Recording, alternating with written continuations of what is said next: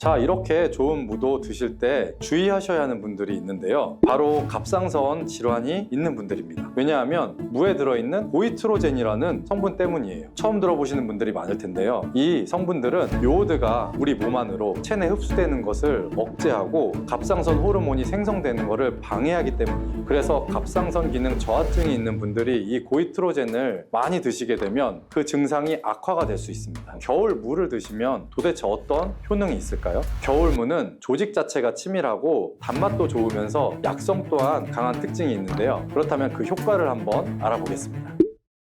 당뇨를 예방하고 혈당을 떨어뜨리려면 무를 이렇게 드셔야 합니다. 요즘 수확되는 무에는 우리 몸에 좋은 영양소가 아주 많아서 건강에 보약이 됩니다. 우리 식탁에 빠지지 않는 깍두기, 나박김치, 무말랭이, 치킨무, 단무지 이렇게 정말 여러 가지 형태로 우리가 무를 많이 먹잖아요. 그 중에서 인기 있는 요리 중에 하나가 바로 무나물이죠. 우리가 무나물 만들 때 보통 어떻게 만드나요? 들기름에 채로 썬 무를 넣고 달달 볶아서 소금으로 간을 하고 여기에 깨소금을 넣어서 보통 먹잖아요. 오늘은 기름을 넣지 않고 무를 볶는 방법을 알려드릴게요. 그리고 바로 그 들기름을 언제 넣어야 되는지도 알려드리겠습니다. 먼저 물을 약간 두껍게 채를 썰어 주시고 여기에 비장의 재료 하나를 더 넣어줍니다. 그것은 바로 양파입니다. 양파도 채를 썬 다음 무와 함께 담아 주시고요. 이 양파를 하나 넣게 되면 무의 해독작용이 배가 되고 단맛도 좋아지게 됩니다. 이렇게 무와 양파를 담은 통에다가 소금으로 1시간 정도만 절여주시면 돼요. 다 절여지면 무가 흐물흐물하게 되고 무와 양파에서 수분이 많이 빠져나와 있을 건데요. 이 수분도 버리지 말고 우리가 다 사용하는 게 좋습니다. 냄비에 절여진 무와 양파를 넣고 그리고 들기름 대신에 물을 한 컵 넣어주시는데요. 들기름은 발화점이 낮기 때문에 들기름을 넣어서 무나물을 만들게 되면 들기름에 들어있는 좋은 성분인 오메가3 지방산은 다 날아가고 오히려 건강에 해로울 수가 있기 때문에 들기름은 넣지 말고 이 방법으로 해보시면 좋습니다. 센 불에서 먼저 끓여준 다음에 중불로 익혀주시고요. 이때 물이 쫄아서 바닥에 조금만 깔릴 정도 남을 때까지 해주시면 돼요. 그리고 먹기 직전에 바로 이 들기름을 한 스푼 넣어 드시면 고소하고 달달한 무나물을 드실 수가 있죠. 정말 간단하죠? 이렇게 물을 드시면 소화도 잘 되고 몸의 독소를 배출해주는 해독작용에도 아주 좋은데요. 그럼 겨울 무를 드시면 도대체 어떤 효능이 있을까요? 겨울무는 조직 자체가 치밀하고 단맛도 좋으면서 약성 또한 강한 특징이 있는데요. 그렇다면 그 효과를 한번 알아보겠습니다.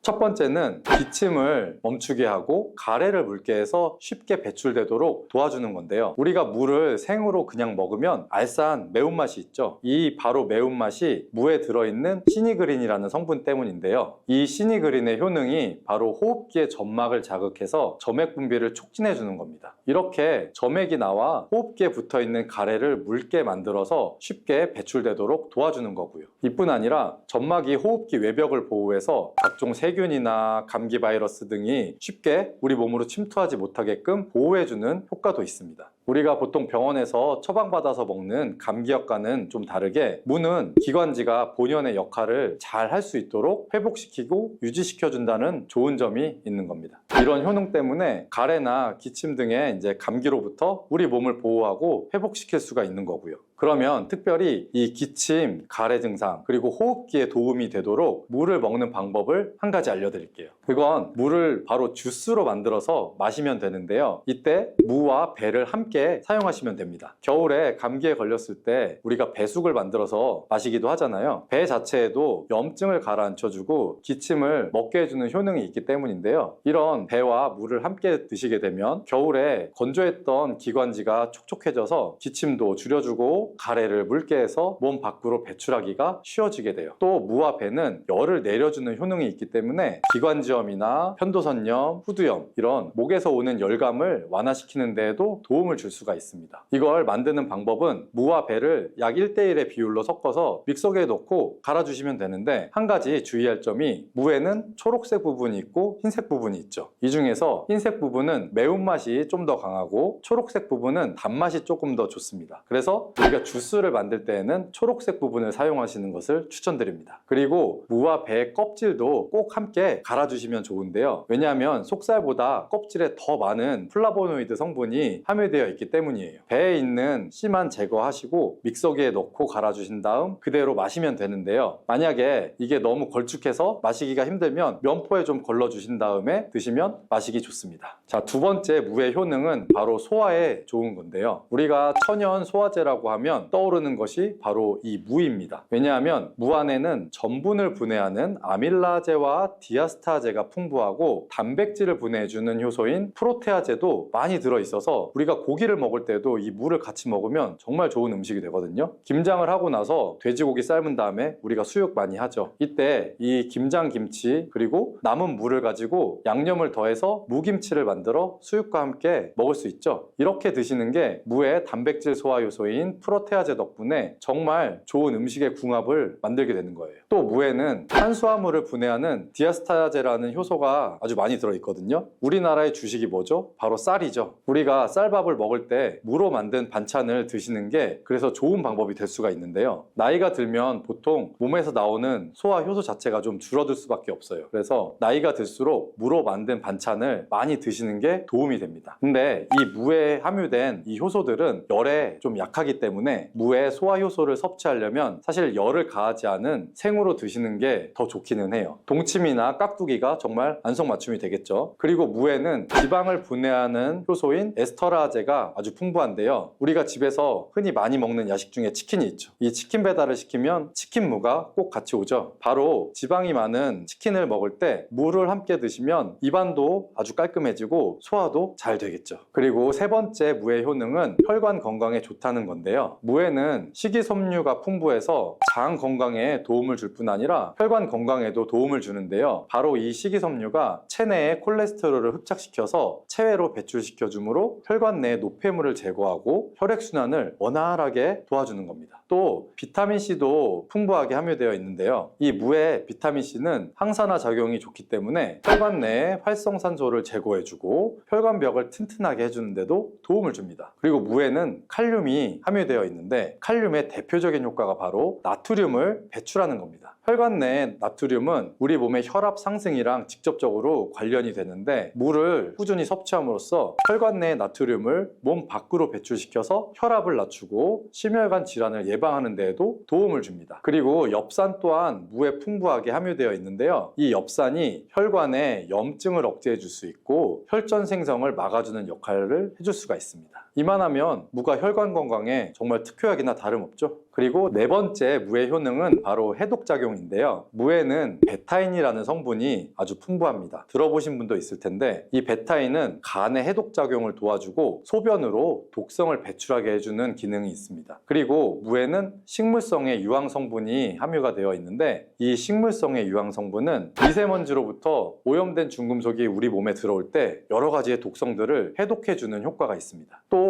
무 안에 함유된 글루코시놀레이트는 담배의 니코틴을 직접적으로 해독하는 효능이 있습니다. 흡연하시는 분들은 꼭 기억하시면 좋은데요. 역사 기록에 보면 담배를 좋아했던 정조대왕이 담배로 인한 몸의 독을 제거해주기 위해서 물을 많이 섭취했다는 기록이 있고요. 그리고 이 글루코시놀레이트는 항암 효과를 가진 성분이라서 특히 유방암 그리고 폐암의 세포 증식을 억제하는 것으로도 잘 알려져 있고요. 해독작용을 넘어서 항암작용까지 하는 무 정말 대단하지 않나요? 자, 다섯 번째 무의 효능은 바로 골다공증 예방에 좋다는 것입니다. 이는 무에 들어있는 칼슘의 함량이 높기 때문이에요. 무 100g에는 칼슘이 약 20mg 정도가 함유가 되어 있고요. 무에 들어있는 칼슘을 섭취하는데 아주 좋은 방법이 있습니다. 그건 바로 무말랭이를 만들어서 드시는 건데요. 무를 충분히 말리게 되면 수분이 날아가고 무의 성분들이 응축이 되게 됩니다. 무말랭이 약 100g에 함유된 칼슘의 함량은 무려 310mg이나 된다는데요. 이 정도면 우리가 약으로 만들 때의 함량에 가깝게 됩니다.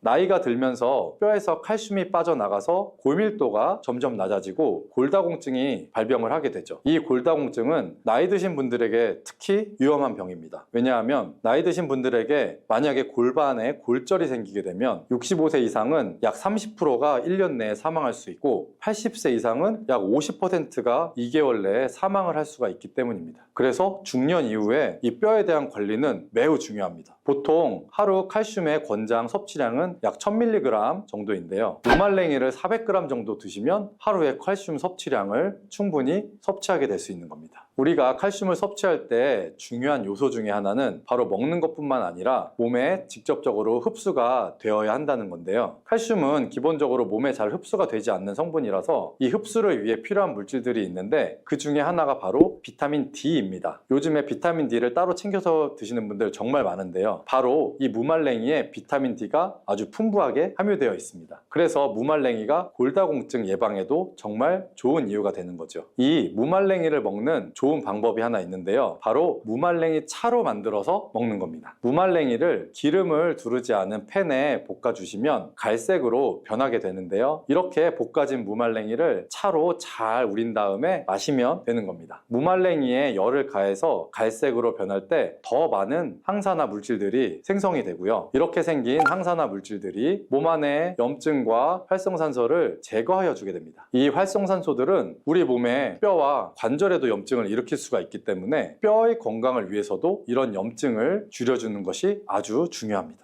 여섯 번째 무의 효능은 바로 당뇨를 예방하는 데 도움을 준다는 건데요. 미국 당뇨병 협회에서는 당뇨를 예방하기 위해서 물을 매일 섭취하라고 권고를 하고 있습니다. 탄수화물을 우리가 섭취하게 되면 탄수화물이 당으로 변해서 우리 몸의 혈당 지수가 올라가게 되는데요. 이렇게 혈당 지수를 올라가는 데 관여하는 호르몬이 바로 글루카곤입니다. 우리가 물을 섭취하게 되면 이 글루카곤의 기능을 억제해 줄 수가 있는데요. 혈당을 올리는 글루카곤의 효능이 제한되기 때문에 혈당 조절에 도움을 주는 겁니다. 무에는 이렇게 많은 효능이 있습니다. 그리고 함께 드시면 무의 효능을 극대화할 수 있는 음식이 있습니다. 그 첫 번째는 바로 꿀인데요. 무에는 이소티오시아네이트라는 성분이 있는데요. 이 성분은 매운맛을 내주고 혈액순환을 원활하게 해서 신진대사를 활성화시키는 효과가 있습니다. 꿀에는 항균, 항염, 항산화 이런 효능들이 있어서 무와 함께 드시면 기관지를 촉촉하게 하고 기침을 줄어들게 하며 몸의 기력을 보충해주는 효과가 있습니다. 그리고 무와 함께 드실 때 좋은 음식 두 번째는 바로 생강입니다. 생강에는 진저롤과 효가올 성분이 함유가 되어 있는데 몸 안에 있는 찬 기운을 밖으로 배출해주고 몸을 따뜻하게 해주는 효능이 있습니다. 우리 몸이 따뜻해지면 일반적으로 몸의 면역력이 올라가게 되고요. 또한 생강은 심혈관을 건강하게 해주는데요. 생강을 섭취하게 되면 콜레스테롤 수치가 낮아지게 되고 혈액순환을 원활하게 해주기 때문에 혈관 건강에도 도움이 됩니다.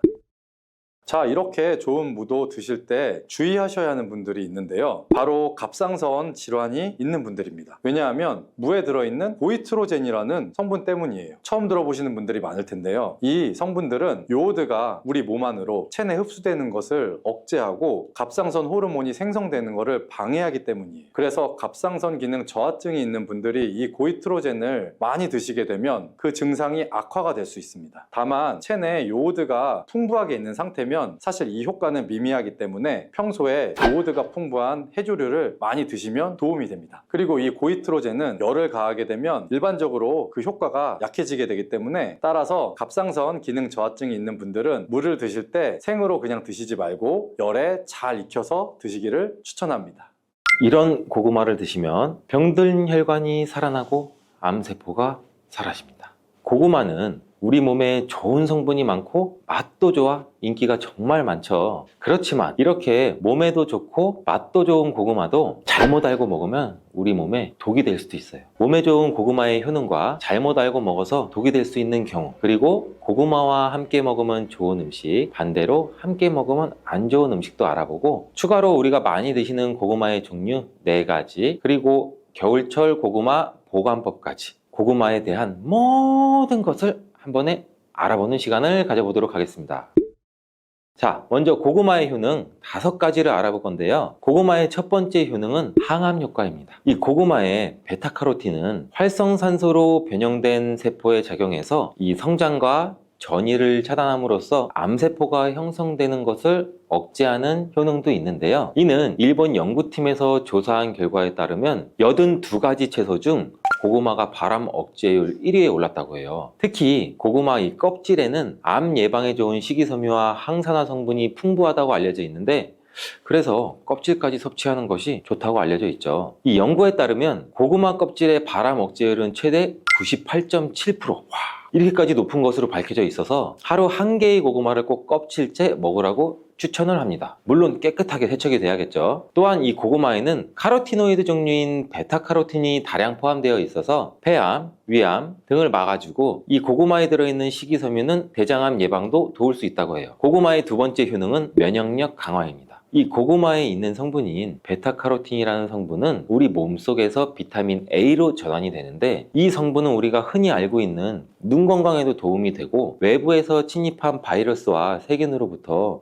우리 몸을 보호하는 역할도 같이 해요. 그래서 항체 생성에도 도움을 주기 때문에 이 결과적으로 보면 우리 몸의 면역력도 향상되는 효과도 기대해 볼 수 있겠죠. 추가로 이 비타민 C가 풍부하기 때문에 피로회복과 신경 완화에도 도움을 줄 수가 있습니다. 자, 고구마의 세 번째 효능은 이 소화기능 향상입니다. 고구마에 들어있는 그 풍부한 섬유질과 마그네슘은 우리 소화기능을 향상을 시켜주는데 이 장 속에 있는 유익균의 먹이가 되기 때문에 우리 몸의 장 건강에도 도움이 되고 이 고구마를 잘랐을 때 나오는 하얀 진액, 여기에 그 얄라핀이라는 성분이 들어있거든요. 이 얄라핀이라는 성분은 우리 몸의 장 활동을 활발하게 해주고 또 대장암 예방에도 탁월하다고 알려져 있습니다. 또한 이 고구마는 100g당 86칼로리를 가지고 있어 갖고 열량 자체가 아주 낮은 편은 아니에요. 근데 혈당 지수가 낮기 때문에 살이 쉽게 찌지 않아서 그래서 다이어트 음식으로도 굉장히 유명해지고 있죠. 또한 섬유질도 풍부해서 배변 활동을 도와줘서 우리 몸의 노폐물들을 제거해주고 흡착력이 뛰어나기 때문에 또 변비 개선 효과도 있어요. 또한 이런 고구마에는 저항성 녹말이란 게 풍부한데 이 저항성 녹말은 우리 몸에 포만감을 줄 뿐만 아니라 소화도 느리게 해주고 지방 분해 효과도 있기 때문에 체중 감량 효과도 얻을 수 있고 음식을 과식 안 하고 천천히 드시는데도 도움을 줄 수 있게 만들 수 있습니다. 고구마의 네 번째 효능은 노화 예방입니다. 이 고구마에는 비타민 C와 E, 베타카로틴 이런 좋은 성분들이 많이 함유되어 있어 노화를 유발하는 활성산소를 억제해주는 기능도 같이 갖고 있다고 해요. 근데 이 자색 고구마와 같은 보랏빛 색을 띠는 고구마는 또 안토시아닌이라는 강력한 항산화 물질도 포함하고 있는데 이 안토시아닌은 우리 몸의 세포 손상도 막아주고 세포의 생성도 촉진을 해서 피부에 탄력이 생기도록 도와주기도 합니다. 고구마의 다섯 번째 효능은 혈관을 튼튼하게 해주는 역할도 같이 하는데 이 고구마에는 칼륨이 많아서 우리 몸에 있는 나트륨을 몸 바깥으로 계속 내보내주고 혈압이 정상적으로 유지되고 조절할 수 있게 또 도와주는 역할도 같이 하죠. 이로 인해서 고혈압과 같은 혈관 관련 질병의 예방도 같이 도와주는 기능도 가지고 있어요. 그리고 비타민 B 복합체 중에서 B5라고 불리는 이 판토텐산이라는 물질이 들어있는데 이는 우리 몸에 코르티솔을 분비를 촉진을 시켜줘서 스트레스나 혈압 수치가 높아지는 것도 막아줄 수 있다고 해요. 이 부신피로 증후군 같이 만성피로 증후군에 도움이 되는 영양제에서도 특히나 다른 비타민들 중에서 B5라는 판토텐산 함량이 굉장히 많이 들어있는 것을 볼 수가 있는데 이와 같이 보시면 이해하시기도 아마 쉬울 거예요. 이렇게 고구마는 이렇게 효능만 봐도 안 먹을 수 없는 정말 최고의 식품인데요. 이런 고구마도 경우에 따라서 몸에 좋을 수도 있고 독이 될 수도 있어요. 그래서 고구마 먹을 때 독이 되는 경우도 총 5가지 정도가 있는데 어떤 경우인지 지금 바로 알아볼게요.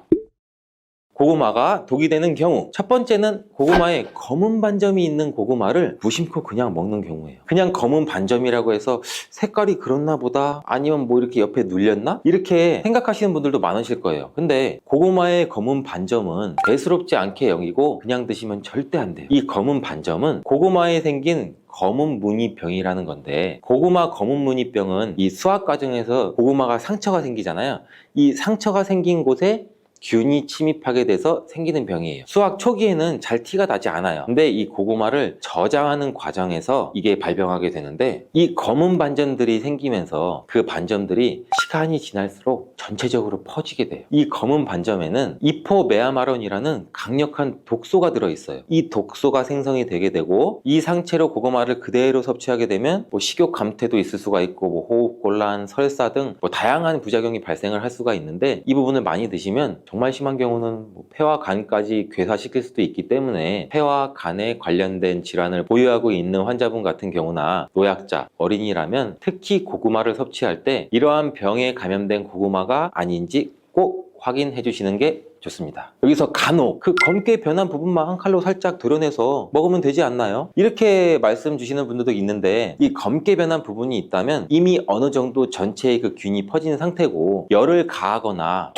푹푹 삶고 쪄도 이게 잘 사라지지 않는다고 해요. 그래서 꼭 고구마를 그냥 통째로 아깝더라도 폐기해 주시는 게 우리 건강에 도움을 줄 수가 있습니다. 고구마가 독이 되는 경우 두 번째는 위장이 약한 분들이에요. 평소 고구마를 먹고 소화가 안 돼서 어우 더부룩해 이런 느낌이 들었거나 속 쓰려 이런 현상이 심해진 경험이 있다면 위장이 약한 사람으로서는 고구마를 섭취하는 것이 별로 크게 도움이 되진 않아요. 고구마에 함유되어 있는 타닌이라는 성분이 있는데, 이 타닌과 아교질 성분은 우리 위벽을 자극하기도 하거든요. 그래서 위산 분비도 촉진을 시키기 때문에 각종 위장 장애를 유발할 수도 있어요. 이를 무시하면서 우리가 그냥 맛있다고 계속 먹는다면 다른 병을 치료하기 전에 위염이나 위궤양까지도 올 수가 있겠죠. 이러신 분들은 특히 조심해 주시길 바라겠습니다. 자, 고구마가 독이 되는 경우 세 번째는 당뇨가 있으신 분들입니다. 이 고구마는 당이 어느 정도 들어있는 식품이라서 당뇨 환자가 섭취할 경우 혈당이 급격하게 상승될 가능성을 가지고 있습니다. 이 당뇨 환자의 경우 혈당 조절을 하는 것이 쉽지 않죠. 그래서 약으로도 조절을 하고 주사로도 조절을 하는데, 이러한 과도한 당질 섭취 우려가 있는 고구마를 최대한 어느 정도 피하는 것이 좋기는 해요. 먹더라도 과량 드시지 말고 소량만 드시는 것을 추천하고, 주기적으로 혈당 관리도 체크도 잘 해보시는 게 좋겠습니다. 고구마를 먹는 방법에도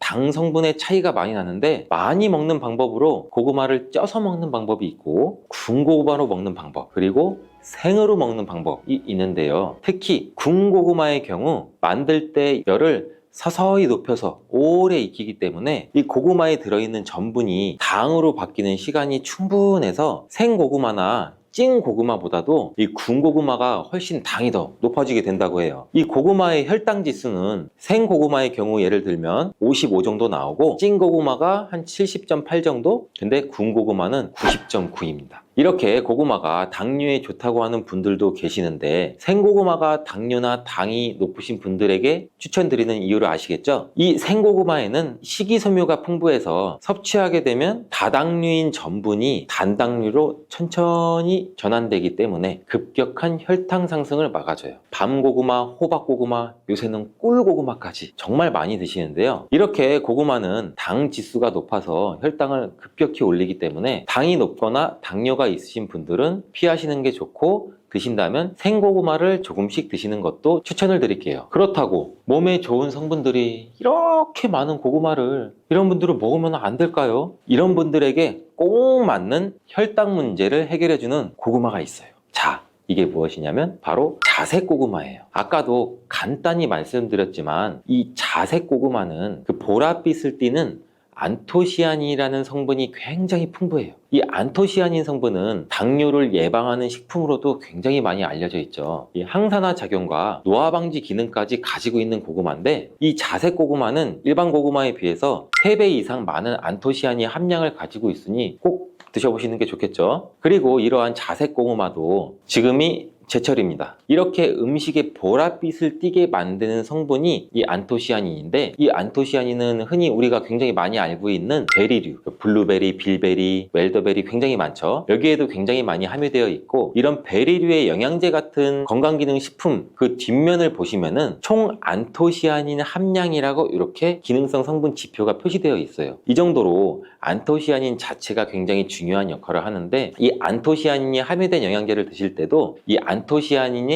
함량 비교를 잘 하셔서 좋은 원료사 영양제를 섭취를 하는 게 도움을 줄 수 있습니다. 고구마가 독이 되는 경우 네 번째, 신장이 약한 분들입니다. 이 고구마는 한 개당 칼륨이 약 13% 정도 들어있을 정도로 굉장히 칼륨이 풍부한 음식인데, 이 칼륨은 우리 몸에 나트륨 수치를 조절해주고 신체의 수분 함량도 조절해주고 혈압도 개선하고 뇌졸중이나 심근경색, 혈관질환 발생으로 인한 사망률을 줄여주기도 해요. 하지만 이렇게 칼륨이 풍부한 고구마는 신장이 약하신 분들에게는 오히려 독이 될 수가 있는데, 이 신장 기능이 떨어져 있는 분들은 이 칼륨을 배출하는 게 원활하지가 못해요. 그래서 과하게 칼륨을 섭취하면 그대로 혈액에 쌓이면서 칼륨 농도가 높아져 이 고칼륨 혈증도 유발할 수가 있어요. 우리 몸에 칼륨이 과도하게 축적이 되면 부정맥이나 각종 심장질환, 혈관질환을 유발할 수도 있으므로 신장이 약하신 분들은 꼭 주의해서 드시길 권장드리겠습니다. 이렇게 칼륨은 콩팥에 부담을 주므로 신장 관련 질환이 있는 사람들은 먹을 때 조심도 해야 되고, 이 중에서는 이 고구마 안에 옥살산 성분이라는 게 들어있는데, 이 옥살산 성분도 과하게 먹을 시 요로 결석도 일으킬 수가 있어요. 그러니 꼭 주의하셔야겠죠. 자, 고구마가 독이 되는 경우 5번째, 담배를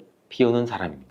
담배와 고구마가 무슨 상관이 있을까? 전혀 생각지도 못하신 분들 많으실 텐데, 이 고구마의 풍부한 베타카로틴 성분은 노화와 질병을 유발하는 활성산소도 제거해주고 염증 질환이나 암 예방 효과가 있으며 피부세포의 성장과 재생을 촉진하는 강력한 항산화 물질이라고 제가 말씀드린 적이 있죠. 하지만 오랫동안 흡연을 하신 분들한테는 이 베타카로틴 성분이 오히려 독으로 작용해서 폐암을 유발한다는 연구 결과도 있어요. 미국 국립보건원의 연구에 따르면 하루에 베타카로틴 섭취량이 20ml에서 30ml 정도 섭취하는 흡연자이신 분들은 베타카로틴을 복용하지 않는 흡연자에 비해서 폐암 발생 위험이 24%나 증가된 것으로 나타났어요. 근데 고구마에는 품종에 따라 차이가 있는데 대체로 속이 노란 품종의 고구마일수록 이 베타카로틴의 함량이 높다고 해요. 이 베타카로틴은 우리 폐가 건강한 분들한테는 폐암 예방에 도움이 될 수 있지만, 반대로 흡연자의 경우 과량 섭취하면 오히려 폐암 위험률을 조금이나마 증가시킬 수 있으니 조금 조심하시는 게 좋겠죠. 그렇다고 흡연자분들은 고구마를 무조건 먹으면 안 돼요, 이런 말은 아니고요. 너무 자주 먹지만 않으면 폐암까지 가는 경우는 당연히 없을 거라고 생각해요. 하지만 이 고구마가 흡연자한테 안 좋은 영향을 줄 수 있다는 정보를 아셨으니 이제부터는 조금 조심해서 드시는 게 좋겠죠. 고구마를 드실 때 다른 여러 가지 음식들과 같이 드시는 경우도 있는데, 지금부터는 고구마와 함께 먹었을 때 궁합이 잘 맞는 음식과 함께 먹으면 궁합이 안 맞는 음식을 알아볼게요.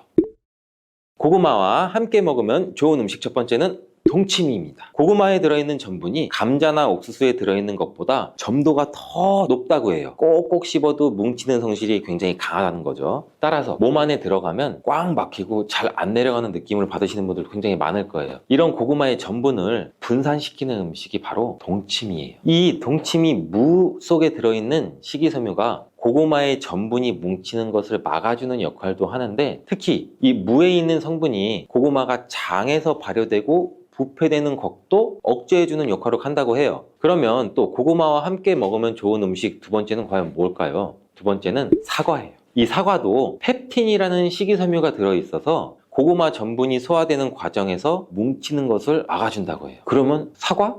동치미밖에 없을까요? 고구마와 함께 먹으면 좋은 음식 세 번째는 뭘까요? 우유입니다. 이 우유에 들어있는 지방 성분도 고구마 전분이 서로 뭉치는 것을 막아주는 기능을 하는데, 이 우유에는 단백질과 칼슘도 들어있기 때문에 같이 먹으면 영양까지도 같이 도움을 받을 수 있습니다. 고구마와 함께 먹으면 좋은 음식이 있는 것처럼 함께 먹었을 때 궁합이 정말 안 좋은 음식도 있어요.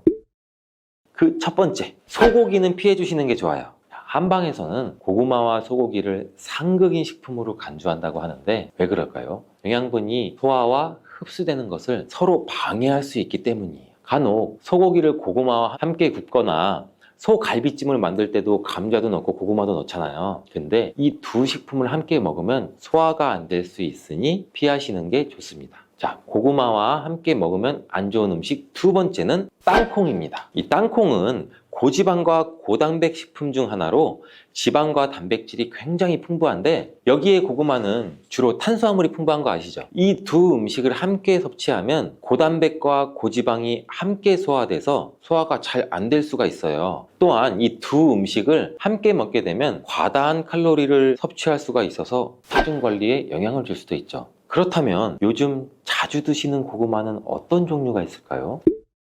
첫 번째는 누구나 잘 아시는 호박고구마입니다. 생각만 해도 호박고구마 달달하니 맛있죠. 호박고구마는 표면이 부드럽고 주황빛을 띠고 고구마 중에서도 단맛이 일품이죠. 호박고구마는 많은 사람들이 좋아하는 고구마 중에 하나고, 구워 먹거나 찐 고구마로 즐기거나 샐러드, 스무디, 베이킹, 다양한 요리에 사용할 수도 있어요. 자, 두 번째는 여성분들이 또 특히 좋아하시는 밤고구마입니다. 이 밤고구마, 노란색 또는 붉은색의 표면을 가지고 다양한 크기도 있죠. 근데 이 밤고구마는 다른 고구마에 비해서 당도가 상대적으로 낮고 청량감도 살짝 있는 것이 특징이고 구워 먹으면 밤과 비슷한 질감이나 식감도 있는 고구마를 말하는 거죠. 자, 세 번째, 꿀고구마. 이 꿀고구마라고 불리는 베니하루카라는 품종이에요. 잘 모르시는 분들도 있으실 텐데 이 베니하루카라는 품종은 이 호박고구마와 밤고구마를 교배시켜서 만든 새로운 품종의 고구마예요. 여기에는 밤고구마의 맛있는 밥맛과 호박고구마의 부드러운 감촉, 이걸 둘 다 가지고 있는 고구마라고 보시면 됩니다. 이 꿀고구마는 해남 지역에서 특히 재배를 많이 하고 있습니다. 자, 그럼 네 번째는 뭘까요? 다 나온 것 같은데 뭐지? 자, 네 번째는 자색 고구마입니다. 제가 여러 번 힌트를 드렸죠. 이 자색 고구마는 아까도 말씀드렸듯이 보라색 발색 물질인 안토시아닌을 함유하고 있는 것으로 굉장히 유명해요. 간단히 다시 말씀드리면 이는 강력한 항산화 성분으로서 우리 건강에 굉장히 많은 이점이 있는 고구마인데 일반적으로 껍질이 보라색을 띠고 속살도 보라색을 띠는 게 자색 고구마의 특징인데 이 고구마는 인기도 굉장히 많죠. 그리고 수확 시기도 늦가을로 정해져 있어서 박스채로 사서 보관하시면서 드시는 분들이 또 굉장히 많죠. 그때밖에 수확을 못하니까. 근데 보관하실 때 우리가 몇 가지만 주의하시면 정말 맛 좋고 건강한 고구마를 드실 수가 있습니다. 고구마를 보관하는 법 지금부터 알아볼게요. 자, 고구마를 받으면 먼저 상처난 고구마가 있는지 잘 확인해 주세요. 이 고구마는 껍질이 얇아서 상처가 나기도 쉽고 상처가 나면은 그 상처 속으로 균이 감염될 수도 있고 썩고 곰팡이가 나기 쉬워요. 따라서 옆에 있는 고구마까지 같이 영향을 미쳐요. 고구마들은 사교성이 굉장히 좋은가 봐요. 그래서 고구마를 상처난 고구마를 먼저 골라내서 자르고 드시거나 먼저 골라내서 상처가 안 난 고구마를 따로 보관해 주세요. 그리고 고구마 겉 건조 상태에 따라서 이틀에서 일주일 정도 신문지가 같은 것을 깔고 그늘에서 천천히 말려주세요. 그 이유는 고구마는 겉에 수분을 많이 포함하고 있기 때문에 바로 보관하게 되면 쉽게 썩어요. 그래서 말리는 이유가 또 고구마의 전분이 당분으로 변환되도록 숙성을 시키는 과정이기도 해요. 또 한 가지 주의점은 고구마는 수분에 굉장히 예민한 뿌리 채소예요. 그래서 습기가 차지 않도록 종이박스에 구멍을 슝슝슝슝 내주고 통풍이 잘 되도록 해주시고 이 흙도 빠져나가지 않게 보관하기 쉽게 상자 바닥에 신문지 같은 거를 깔아주세요. 그리고 햇빛이나 직사광선이 바로 비치지 않는 곳에도 놓아줘야 되는데 이 고구마가 햇볕에 직접적으로 닿으면 이 온도 변화에 의해서 고구마가 또 상할 수 있어요. 그리고 아까도 말씀드렸듯이 고구마는 온도와 수분에 굉장히 예민해서 환경도 변하면 고구마의 맛도 변하게 되거든요. 그리고 또 옮기면서 상처가 나서 쉽게 썩기도 쉬워지고요. 그리고 고구마의 보관 적절한 온도는 한 13도에서 16도 정도 되는 곳인데 우리가 흔히 한번 찾아보면 아파트의 뭐 신발장이나 베란다, 앞 베란다 같은 곳 이런 공간이 되겠죠. 자, 이제 고구마의 보관법도 잘 알아봤으니 이제 맛있는 고구마를 잘 보관해서 겨울철에 호호 불면서 따뜻하게 똑똑하게 먹을 준비가 되셨죠? 계란과 절대 같이 먹어서는 안 되는 첫 번째 음식은 정제된 탄수화물 덩어리인 빵입니다. 많은 분들이 아침으로 즐기는 계란과 빵은 암과 치매 예방에 가장 나쁜 조합이라고 할 수 있는데 이는 브레인푸드라는 별명까지 있는 계란에는 콜린이라는 성분이 굉장히 풍부한데 이 콜린은 뇌 기능을 강화해주고 뇌세포의 중요한 부분을 이루는 비타민 B 복합체예요. 이는 기억력과 집중력 증진에 굉장히 많은 효과를 보여서 기억력 저하, 치매, 알츠하이머 예방 및 치료에 많은 도움을 주는 성분이에요. 이 콜린 성분을 함유시킨 의약 처방전이 있어서 구매를 할 수 있는 전문 의약품으로도 나와 있고 또 건강기능식품으로도 많이 나와 있는데 이는 혈관 내의 염증을 줄여줘서 암 예방에도 굉장히 많은 도움을 준다고 해요. 그런데 놀랍게도 이 콜린과 반대로 작용하는 것이 바로 밀가루예요.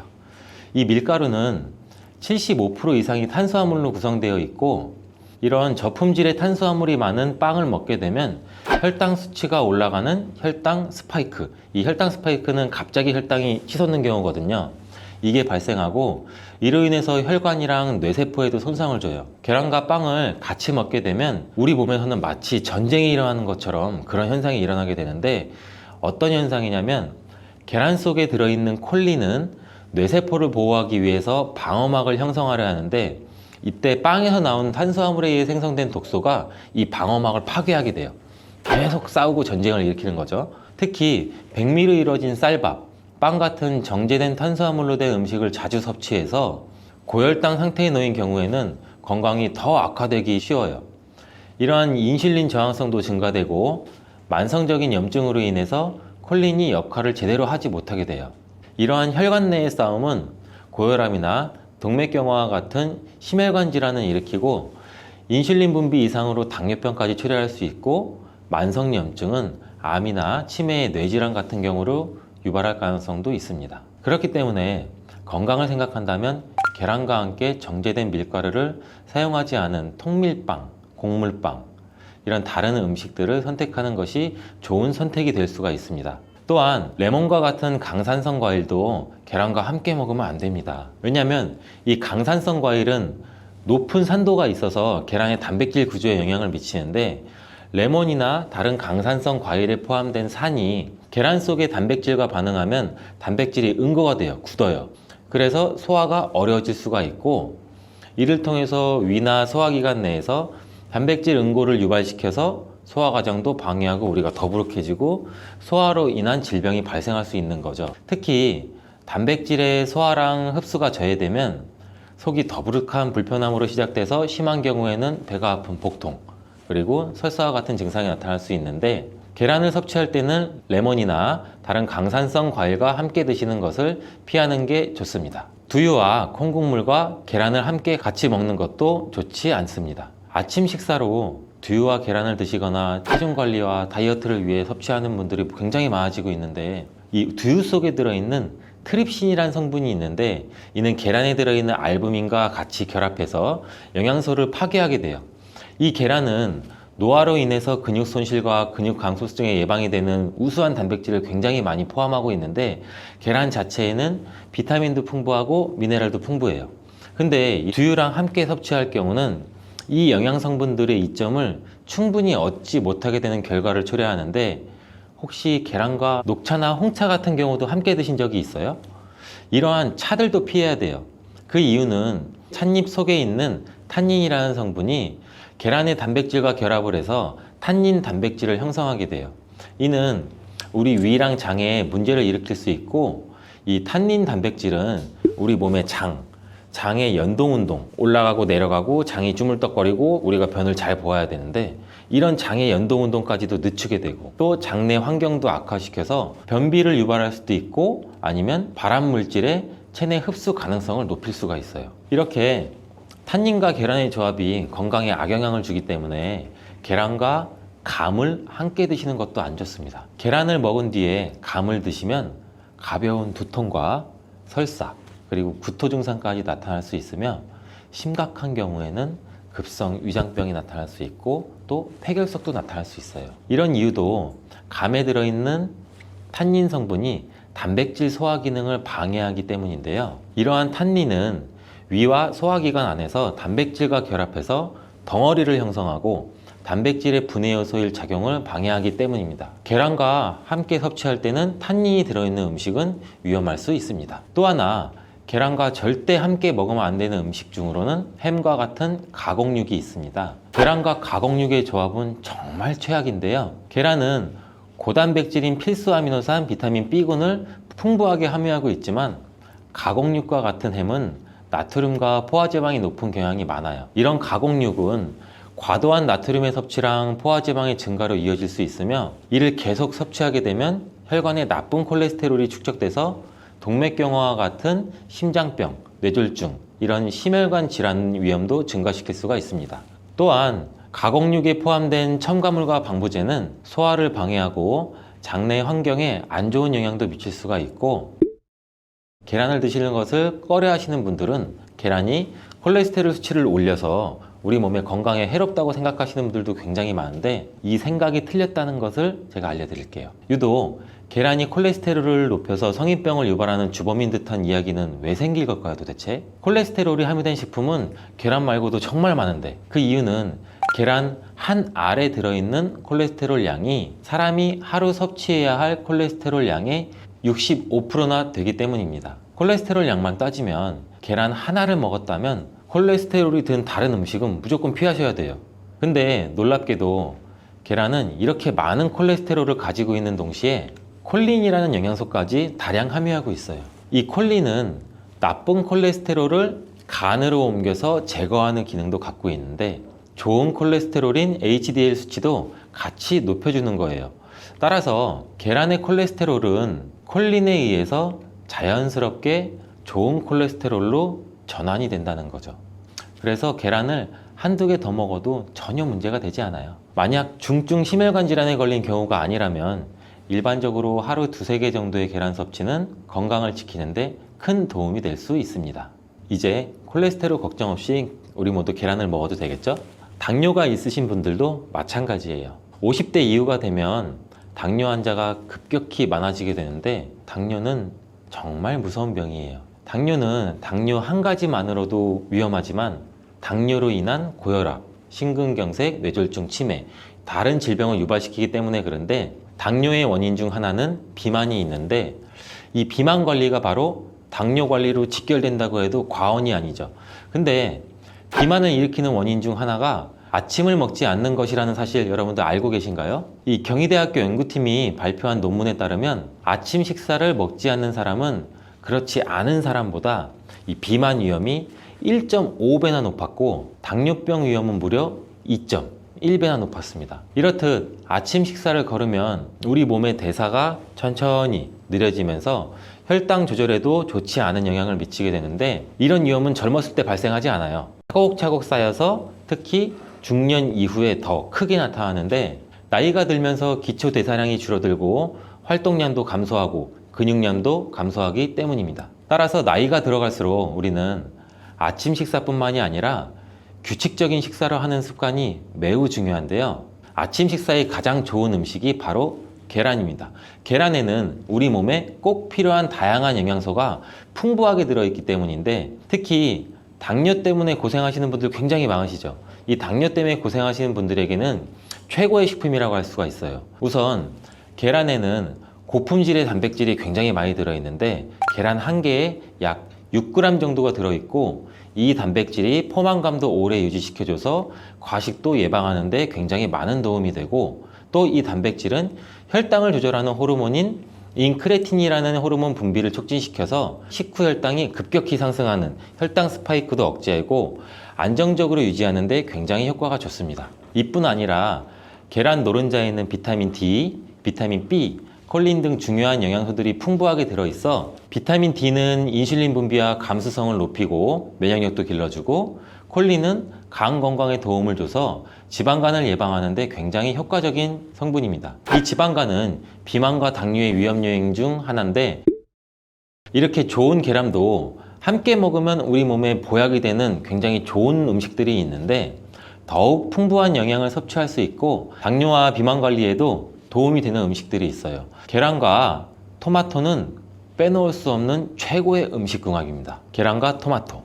이 둘의 궁합은 영양학적으로만 보더라도 굉장히 이상적이에요. 계란은 아까 말씀드렸듯이 단백질, 비타민 B군, 그리고 필수 아미노산을 굉장히 많이 함유하고 있는데 한편 토마토는 우리가 흔히들 많이 알고 계시죠. 비타민 C, 그리고 항산화 물질인 라이코펜을 굉장히 많이 함유하고 있어요. 그래서 이들이 만날 때 서로의 영양적 가치가 굉장히 배가 되는 거죠. 토마토 속의 라이코펜은 지방에 용해되기 때문에 계란과 같이 먹을 때 그 흡수율이 굉장히 높아지는데 이러한 조합은 우리 심혈관 건강을 지키고 면역력을 높이는 데 아주 효과적이고 토마토에 들어있는 비타민 C는 계란에 들어있는 철분의 흡수를 돕기 때문에 빈혈 예방에도 굉장히 좋습니다. 우리 철분제 드실 때 흔히 비타민 C와 같이 섭취하라고 말씀드리잖아요. 이와 같은 이유 때문인데 또 하나를 보면 올리브유를 두른 팬에 계란과 토마토를 넣고 살짝 볶아 드시면 아침에 최고의 식단이 될 수 있습니다. 요즘 또 아보카도 식단도 굉장히 인기가 많은데요.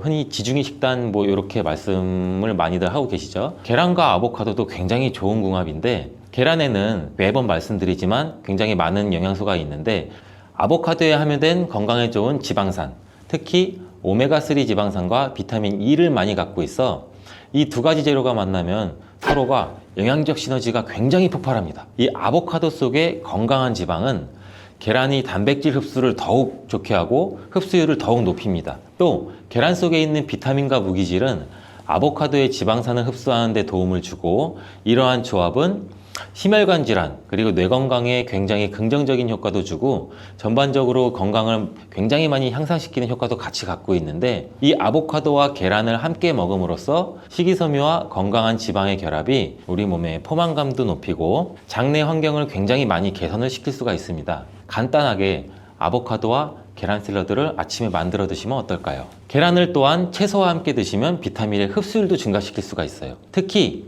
호박을 섭취하면 부교감 신경을 활성화시켜서 마음을 안정시키고 또 불안감 및 긴장을 완화시켜 주는데 높은 효능을 발휘합니다.